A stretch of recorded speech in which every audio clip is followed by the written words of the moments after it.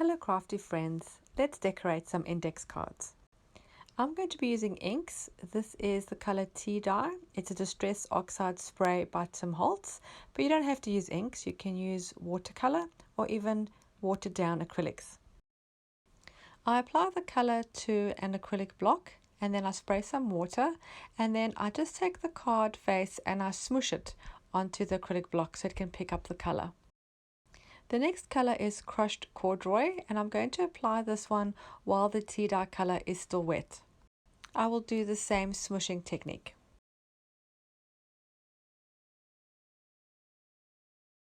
If you find that your color is a little bit too dark, you can just lighten it by adding additional water. This will dilute the color and lighten everything up.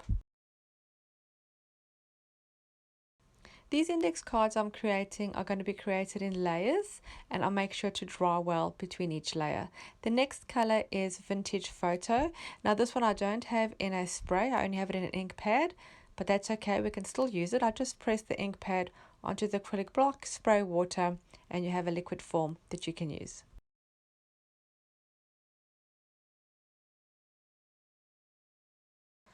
Once all the ink is dry, I'm going to apply some white gesso. I'm going to apply it with a small piece of cardboard. The cardboard I have is from an old greeting card. I've just cut a small rectangle and I just place it into the gesso and sort of spread it vertically and horizontally over the ink. You don't want an even spread over the whole area. Leave some areas without gesso and also some lighter and some darker, more concentrated areas. This will give it depth and dimension and interest.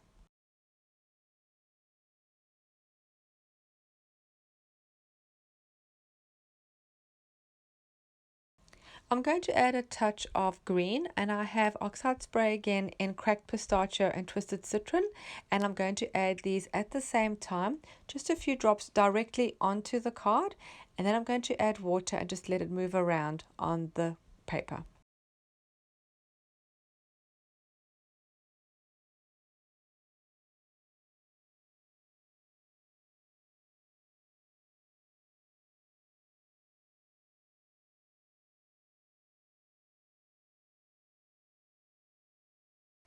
The next step is to do some stenciling, and I'm going to use this leaf stamp which is from the Reject shop here in Australia.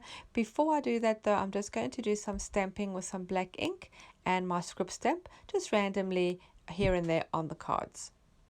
I'm now going to add the stenciling with some texture paste and a palette knife. This batch of texture paste that I have is for some reason quite thin. It's a little bit more like gesso. It's not really that thick and textury, so it tends to bleed a little underneath the stencil, but that's fine. It gives it more of a misty look and I really don't mind. It adds to the interest, but I think I need to add something to it just to thicken it a bit, or just buy another one.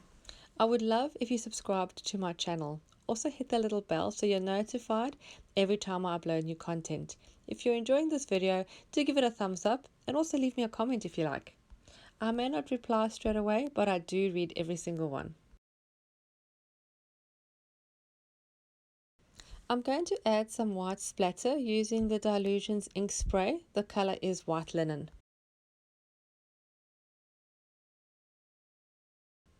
I do love adding splatter to my projects, and here I've added the white because I'd like it to balance with the white of the stenciling that I've done. It also lightens and lifts the overall look.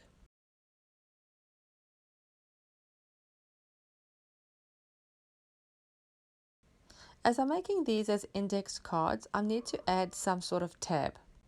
I have these scrap pieces which are actually from an old book, just pages from an old book, just pieces that I've punched holes into. I'm really liking this look lately and I use it quite often in my projects. I'll then also have a little vintage bus ticket that I'm going to add, and then at the Digital Collage Club you can get a big variety of printables. I will put the link in the description below. There's also a discount code if you purchase a membership.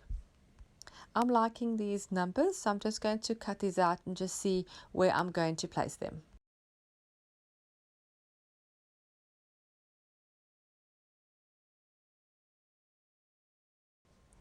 And as my focal point, I'm going to have these two beautiful butterflies, also available from the Digital Collage Club. I'm just going to fussy cut these out and just see where I'm going to place them. When creating these little embellishment clusters, it's just really about moving the elements around until you find something that's pleasing to the eye. To attach the holy paper and the bus ticket to the card, I'm going to run it under the sewing machine. I'm just running a straight stitch twice, just over it, just to really attach it, nothing more. And I'm leaving some of the strings hanging because I do just like that look.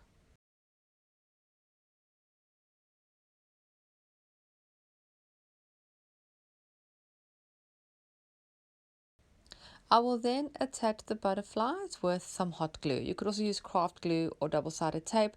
I just like using hot glue. I'm quite used to using it.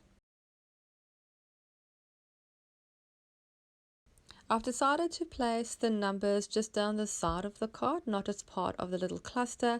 And then I also have some additional numbers. I just love adding numbers to everything.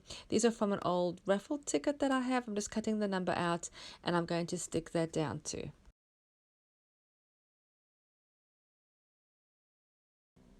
I feel it needs something a bit more contrasting just to sort of bring everything together. So I'm going to use a black fine liner pen and just go around the edge of the card, just freehand. I'm not going to use a ruler, just really roughly and freehand, just all the way around, which I will find that it contrasts the black, which we've got in the string and some of the writing and the stamping, and it sort of, I believe it grounds and brings everything together.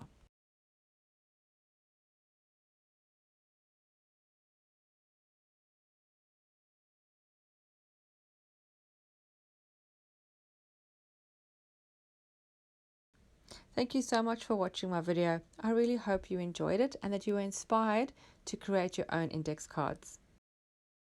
Remember, you don't have to go and buy all the items that I'm using. I do encourage you to use what you have and try get similar effects with items that you already have on your craft table. Thank you so much for watching again. Don't forget to subscribe and I'll see you again soon. Bye.